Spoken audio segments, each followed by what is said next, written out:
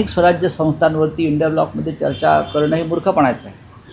त्यासाठी खाली महाविकास आघाडी आहे विधानसभेसाठी, त्याच्याखाली अजून काही व्यवस्था एकत्र काम करण्यासंदर्भात आहेत, त्यात चर्चा करून. काल सभागृहात मुख्यमंत्र्यांनी थेट उत्तेजना ऑफर दिली, तुम्हाला या बाजूला यायला स्कोप आहे, आम्ही विरोधात जाण्यास स्कोप नाही. बघा, आपले जे देवेंद्र फडणवीस आहेत ते अशा प्रकारच्या टपल्या टिचक्या टोमणे मारण्यामध्ये पटायचे आणि त्यानुसार त्यांनी तो एखादा टोमणा मारला असेल, टपली टिचकी मारली असेल, त्याकडे गांभीर्याने घेण्याची गरज नाही. शिवसेना सर्वोच्च न्यायालयामध्ये शिवसेना हे नाव आणि चिन्ह या संदर्भात एक लढा देते आणि आम्हाला खात्री आहे की न्यायालयामध्ये आम्हाला न्याय मिळेल. त्याच्यामुळे फडणवीस यांच्याबरोबर जे डुप्लिकेट लोक बसलेले आहेत शिवसेना म्हणून, त्यांचा विचार फडणवीसांना आधी करावा लागेल. आपल्याबरोबर डुप्लिकेट ठेवायची की असली ठेवायची. सध्या तरी त्यांचा सगळा कारभार डुप्लिकेट लोकांना घेऊन चाललेला आहे. Duplicate Rashtrawadi Congress, duplicate Shivsena. त्याच्यामुळे शिवसेनेचं जे सध्या चाललेलं आहे ते उत्तम चाललेलं आहे आमच्या.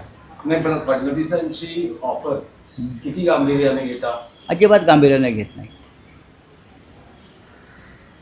फडणवीस यांनी ऑफर वाक्य असतात काही सिनेमात किंवा बातमीची वाक्य, त्या पलीकडे मी याच्याकडे मी म्हटलं ना, सध्या देवेंद्र फडणवीस हे डुप्लिकेट शिवसेनेबरोबर सत्ता भोगत आहे. डुप्लिकेट शिवसेना, डुप्लिकेट राष्ट्रवादी, त्यांना कुठला वैचारिक किंवा नैतिक आधार नाही. असं असताना तुम्ही माननीय बाळासाहेब ठाकरे यांच्या शिवसेनेला सत्तेत येण्याची ऑफर देताय, गमतीने का होईना, ती वैचारिक दिवाळखोरी आहे. नाही, पण काल ते असं म्हणाले की 2029 पर्यंत आम्ही विरोधी बाकावर जाण्याला स्कोप नाही, तुम्हाला इथे येण्याला स्कोप आहे. राजकारण आणि बहुमत फार चंचल असतं. लोकशाहीचं वैशिष्ट्य आहे की बहुमत राजकारण हे चंचल आणि अस्थिर असते.